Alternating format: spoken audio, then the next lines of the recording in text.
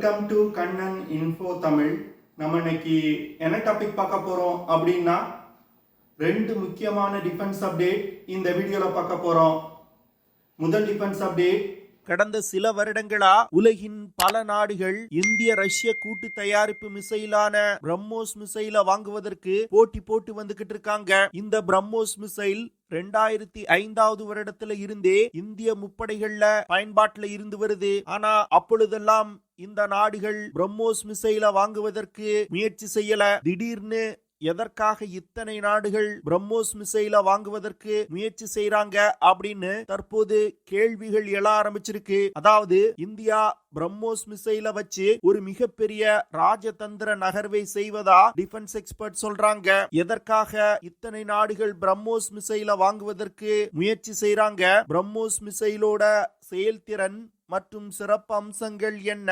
பிரம்மோஸ் மிசைல வாங்கக்கூடிய நாடுகளுக்கு கிடைக்கக்கூடிய அட்வான்டேஜஸ் என்ன அப்படிங்கிறது குறித்து இந்த வீடியோல பார்க்கலாம். இரண்டாவது அப்டேட், அருணாச்சல் பிரதேஷ் மாநில எல்லையில கிட்டத்தட்ட 28,229 கோடி ரூபாய்க்கு ஒரு மிகப்பெரிய திட்டத்தை இந்தியா செயல்படுத்த போறாங்க.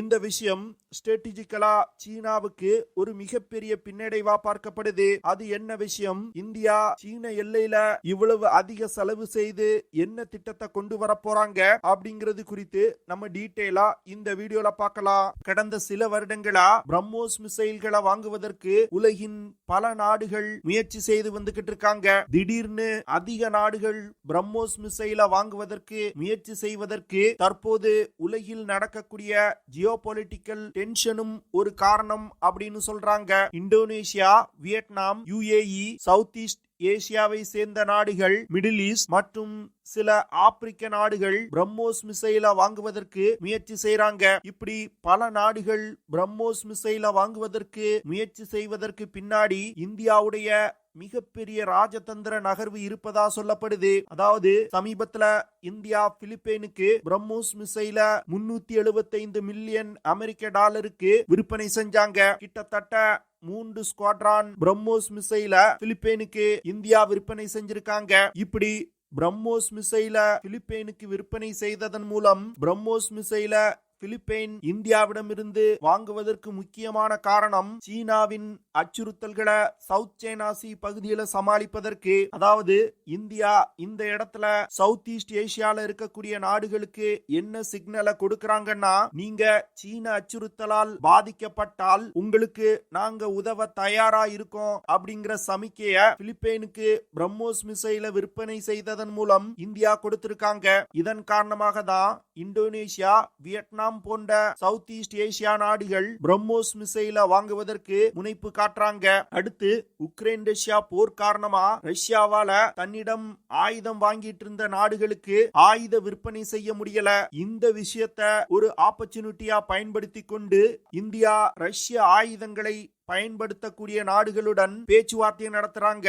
இப்போ ரஷ்ய தயாரிப்பு சூக்கோய் விமானங்களை பயன்படுத்தக்கூடிய நாடுகளுடன் இந்தியா பிரம்மோஸ் மிசைலோட ஏர் லான்ச் வேரியண்ட விற்பனை செய்வது தொடர்பா பேச்சுவார்த்தை நடத்துறாங்க. அதாவது ஏற்கனவே இந்தியா பிரம்மோஸ் மிசைல சூக்கோய் விமானங்கள்ல இணைச்சிருக்காங்க. இதனால சூக்கோய் விமானங்களை பயன்படுத்தக்கூடிய நாடுகளிடம் இந்தியா பிரம்மோஸ் மிசைல விற்பனை செய்வதற்கு பேச்சுவார்த்தை நடத்துறாங்க. இதன் காரணமா ரஷ்ய ஆயுதங்களை பயன்படுத்தக்கூடிய பல நாடுகள் பிரம்மோஸ் மிசைல வாங்குவதற்கு இந்தியாவுடன் பேச்சுவார்த்தை நடத்துறாங்க. அது மட்டும் இல்லாம இதற்கு மிக சிறந்த உதாரணம் அப்படின்னா அர்மீனியாவை சொல்லலாம். அர்மீனியா இந்தியாவிடமிருந்து சமீப காலங்கள்ல மிகப்பெரிய அளவுல ஆயுதங்களை வாங்கியிருக்காங்க.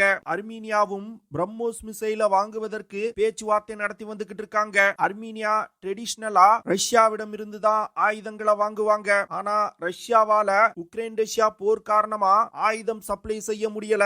இத ஒரு ஆப்பர்ச்சுனிட்டியா பயன்படுத்தி கொண்டு அர்மீனியாவுடன் பேச்சுவார்த்தை நடத்தி தற்போது மிகப்பெரிய அளவுல அர்மீனியாவுக்கு ஆயுத ஏற்றுமதி செஞ்சு வந்துகிட்டு இருக்காங்க. அதனால பல நாடுகள் பிரம்மோஸ் மிசைல வாங்குவதற்கு முயற்சி செய்வதற்கு பின்னாடி இந்தியாவோட இது போன்ற ராஜதந்திர நகர்வுகள் இருக்குது.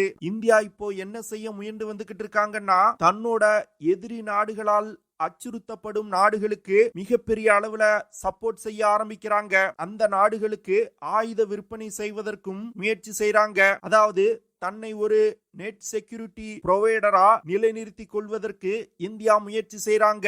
இதன் காரணமாக பல நாடுகள் இந்தியாவிடம் ஆயுதம் வாங்குவதற்கு முயற்சி செய்றாங்க.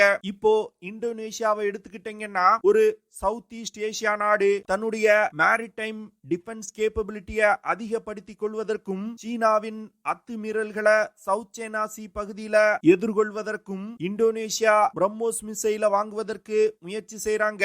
இந்தோனேஷியா பிரம்மோஸ் மிசைல வாங்குவதை அமெரிக்கா தடுக்கிறாங்க. ஆனா அதையும் மீறி பிரம்மோஸ் மிசைல வாங்குவதற்கு இந்தோனேஷியா இந்தியாவுடன் பேச்சுவார்த்தை நடத்தி வந்துகிட்டு இருக்காங்க. அதே போன்று வியட்நாமும் பிரம்மோஸ் மிசைல வாங்குவதற்கு சில காரணங்கள் இருக்குது. அதாவது வியட்நாம் தன்னுடைய டிஃபென்ஸ் கேப்பபிலிட்டியை அதிகப்படுத்துவதற்கு பிரம்மோஸ் மிசைல வாங்குறாங்க. சவுத் சைனா சி பகுதியில சீனா அசுர வேகத்துல தன்னுடைய முப்படைகளை வலிமைப்படுத்தி வந்துகிட்டு இருக்காங்க. வரும் காலத்துல வியட்நாமுக்கு சீனாவால் அச்சுறுத்தல் வருவதற்கு வாய்ப்பு இருக்கு. இதை தடுப்பதற்காக இந்தியாவுடனான உறவை வியட்நாம் வலுப்படுத்திக் கொள்றாங்க. அது மட்டும் இல்லாம சீன கடற்படை கப்பல்கள் தன்னுடைய கடற்பகுதிக்குள் நுழைந்து விடாமல் தடுப்பதற்கு ஷோர் பேஸ் பிரம்மோஸ் மிசைல வியட்நாம் வாங்குவதற்கு திட்டமிட்டிருக்காங்க. அது மட்டும் இல்லாம வியட்நாம் பிரம்மோஸ் மிசைலோட ஆன்டிஷிப் வேரியண்டையும் வாங்குவதற்கு திட்டமிட்டிருக்காங்க. இப்படி செய்வதன் மூலம் சீன கடற்படைக்கு பிரம்மோஸ் மிசைல பயன்படுத்தி மிகப்பெரிய அச்சுறுத்தலை கொடுக்க முடியும் அப்படின்னு வியட்நாம் நினைக்கிறாங்க. வியட்நாம் பிரம்மோஸ் மிசைல வாங்குவதற்கு இன்னொரு முக்கியமான காரணம் என்னன்னா உக்ரைன் ரஷ்யா போர்ல ஓனெக்ஸ் அப்படிங்கிற சூப்பர்சானிக் மிசைல் மிக சிறப்பா செயல்பட்டிருக்கு. இந்த ஓனிக்ஸ் மிசைல பேஸா வச்சுதான் பிரம்மோஸ் மிசைல் உருவாக்கப்பட்டிருக்கு. ஓனிக்ஸ் மிசைலோட பெர்ஃபார்மன்ஸை வச்சுதான் வியட்நாம் பிரம்மோஸ் மிசைல வாங்குவதற்கு முயற்சி செய்றாங்க.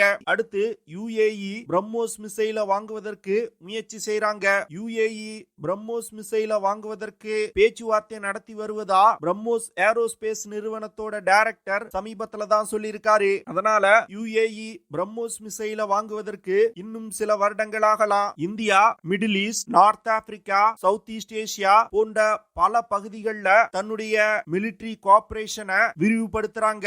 இதன் காரணமாக பல நாடுகளுக்கு இந்தியாவுடைய ஆயுதங்களின் செயல்திறன் குறித்து தெரிய வருது. இதனை தொடர்ந்துதான் உலகின் பல நாடுகள் பிரம்மோஸ் மிசைல வாங்குவதற்கு முயற்சி செய்றாங்க. அது மட்டும் இல்லாம பிரம்மோஸ் மிசைல் உலகின் ஃபாஸ்டஸ்ட் சூப்பர்சானிக் க்ரூஸ் மிசைல். இந்த மிசைல்னால ஒலியின் வேகத்தை விட 3 மடங்கு வேகமா பறந்து சென்று இலக்கை தாக்க முடியும். பிரம்மோஸ் மிசைல்னால 300 முதல் 500 கிலோமீட்டர் தூரத்துல உள்ள இலக்குகளை மிக துல்லியமா தாக்க முடியும். அதாவது பிரம்மோஸ் மிசைலோட சிஇபி அப்படிங்கிற சர்க்குலர் எரர் ப்ராபபிலிட்டி 1 மீட்டர். அதாவது டார்கெட்ல இருந்து 1 மீட்டர் சுற்றளவுக்குள் இந்த மிசைல்னால மிக துல்லியமான தாக்குதல்களை நடத்த முடியும். இந்த மிசைல்னால 200 முதல் 300 கிலோகிராம் எடை கொண்ட வெடிப்பொருட்களை சுமந்து சென்று தாக்குதல் நடத்த முடியும். அது மட்டும் இல்லாம பிரம்மோஸ் மிசைல இந்தியா தன்னுடைய முப்படைகள்ல இணைச்சிருக்காங்க. இதன் காரணமாக இந்தியாவால முப்படைகளுக்கு தேவையான பிரம்மோஸ் மிசைல சப்ளை செய்ய முடியும். இது போன்ற பல விஷயங்கள் காரணமாக பிரம்மோஸ் மிசைலோட டிமாண்ட் அதிகரிச்சுக்கிட்டே போய்கிட்டு இருக்கு. இந்தியா பிரம்மோஸ் மிசைல பயன்படுத்தி தன்னுடைய டிஃபென்ஸ் மார்க்கெட்டை மிகப்பெரிய அளவுல அதிகரிச்சிருக்காங்க. அடுத்து 2014 வருடத்துக்கு பிறகு India line of actual control பகுதியை ஒட்டியுள்ள பகுதிகளில் மிகப்பெரிய அளவுல இன்ஃப்ராஸ்ட்ரக்சர் வேலைகளை செய்ய ஆரம்பிச்சாங்க. குறிப்பா சாலைகள், பாலங்கள் போன்ற விஷயங்களை மிகப்பெரிய அளவுல இந்தியா டெவலப் செய்ய ஆரம்பிச்சாங்க. கல்வான் வேலியில சீனா மற்றும் இந்தியாவுக்கு இடையில் மோதல் ஏற்பட்ட பிறகு லைன் ஆஃப் ஆக்சுவல் கண்ட்ரோல் பகுதியை ஒட்டியுள்ள பகுதிகளில் சாலைகள் அமைப்பதை இந்தியா இன்னும் துரிதப்படுத்த ஆரம்பிச்சாங்க. குறிப்பா அருணாச்சல் பிரதேஷ், லடாக், உத்தரகண்ட், சிக்கிம் போன்ற பல மாநில எல்லைகள்ல இந்த சாலைகளை இந்தியா அமைச்சு வந்துகிட்டு இருந்தாங்க. இந்த சூழ்நிலையில மத்திய அரசாங்கம் சமீபத்துல ஒரு மிகப்பெரிய முடிவு எடுத்திருக்காங்க. அதாவது கிட்டத்தட்ட 28,229 கோடி ரூபாய்க்கு 1,637 கிலோமீட்டர் தூரத்திற்கு சாலைகள் அமைப்பதற்கு பணம் ஒதுக்கி இருக்காங்க. இதுல குறிப்பிடத்தக்க விஷயம் என்னன்னா இந்த 1,637 கிலோமீட்டர் சாலைகளும் அருணாச்சல் பிரதேஷ் மாநில எல்லையில அமைக்கப்பட உள்ளது. அது மட்டும் இல்லாம எல்லையை ஒட்டியுள்ள 12 டிஸ்ட்ரிக்ட்ல இந்த சாலைகள் அமைக்கப்பட உள்ளது. இப்போ இந்திய அரசாங்கம் ஒதுக்கி இருக்கிற நிதி முதற்கட்டம் தான். இரண்டாவது கட்டமாகவும் இந்த ப்ராஜெக்டுக்கு நிதி ஒதுக்கப்படுவதற்கு வாய்ப்பு இருக்கு. ஏன்னா இந்த திட்டத்தை கிட்டத்தட்ட 40,000 கோடி ரூபாய் செலவுல இந்தியா இம்ப்ளிமெண்ட் செய்ய திட்டமிட்டு இருந்தாங்க. அதுல முதற்கட்ட நிதியே தான் இப்ப ஒதுக்கி இருக்காங்க. அதனால வரும் நாட்கள்ல கூடுதலா நிதி ஒதுக்கப்படுவதற்கு வாய்ப்பு இருக்கு. இந்திய அரசாங்கம் இவ்வளவு அதிகமான நிதியை அருணாச்சல் பிரதேஷ் மாநில எல்லையில சாலைகள் அமைப்பதற்கு ஒதுக்குவதற்கு முக்கியமான காரணம் என்னன்னா, சாலைகள் இந்திய எல்லையில சரியா இருந்துச்சுன்னா ஒரு யுத்த நேரத்துல நமது வீரர்களை அதிவிரைவா எல்லைக்கு நகர்த்த முடியும். இது இந்தியாவுக்கு ஒரு யுத்த நேரத்துல மிகப்பெரிய அட்வான்டேஜ் கொடுக்கும். அது மட்டும் இல்லாம பீஸ்ஃபுல்லான நேரத்துல அருணாச்சல் பிரதேஷ் மற்றும் நார்த் ஈஸ்ட் மாநிலங்கள்ல இந்த சாலைகள் மிகப்பெரிய அளவுல பொருளாதார வளர்ச்சியை கொண்டு வரும். அது மட்டும் இல்லாம அதிக அளவுல சுற்றுலா பயணிகள் இந்த பகுதிக்கு வருவதற்கு வாய்ப்பு இருக்கு. இது போன்ற பல விஷயங்களை மனதில் வைத்துதான் இந்தியா எல்லை பகுதிகளில் அதிக அளவுல சாலைகளை அமைச்சு வந்துகிட்டு இருக்காங்க. சமீபத்துல உலகின் ஹையஸ்ட் பேட்டில் ஃபீல்ட் அப்படின்னு சொல்லப்படும் சியாச்சின் கிளேசியர் பகுதிக்கு சுற்றுலா பயணிகளை அனுமதிப்பது தொடர்பா ராணுவ தளபதி பேசியிருந்தாரு. இதனால வரும் காலங்கள்ல இந்தியாவின் எல்லை பகுதி முழுவதும் ஒரு மிகப்பெரிய ரோட் நெட்வொர்க் மூலமா இணைப்பதற்கு இந்தியா திட்டமிட்டிருக்காங்க. இந்த வேலைகள் தொடர்ந்து கொண்டேதான் இருக்கும் அப்படின்னு டிஃபென்ஸ் எக்ஸ்பர்ட் சொல்றாங்க. India line of actual control பகுதிக்கு அருகில் சாலைகள் அமைப்பது சீனாவுக்கு ஒரு மிகப்பெரிய பின்னடைவா பார்க்கப்படுது. ஏன்னா இது நாள் வரைக்கும் சீனா தான் அவங்க பகுதியில அதிவிரைவா சாலைகள் அமைச்சு வந்துகிட்டு இருந்தாங்க. ஆனா தற்போது இந்தியா சீனாவுக்கு போட்டியா இன்ஃப்ராஸ்ட்ரக்சர் டெவலப்மெண்ட்ஸ லைன் ஆஃப் ஆக்சுவல் கண்ட்ரோல் பகுதிக்கு அருகில் கொண்டு வந்துகிட்டு இருக்காங்க. இனி சீனா சலாமி ஸ்லைசிங் முறையில இந்திய பகுதிகளை கைப்பற்ற முடியாது. ஓகே ஃப்ரெண்ட்ஸ், நம்ம வீடியோவோட நிறைவு பகுதிக்கு வந்துட்டோம். இதெல்லாம் தான் நான் உங்ககிட்ட ஷேர் பண்ணணும் அப்படின்னு நினைச்ச விஷயங்கள். ஐ ஹோப் நான் ஷேர் பண்ண விஷயங்கள் உங்களுக்கு பிடிச்சிருக்கும்னு நினைக்கிறேன். அப்படி பிடிச்சிருந்துச்சுன்னா ஷேர் பண்ணுங்க, லைக் பண்ணுங்க, கமெண்ட் பண்ணுங்க. மறக்காம நம்ம சேனலுக்கு சப்ஸ்கிரைப் பண்ணுங்க. See you in the next video. Jai Hind.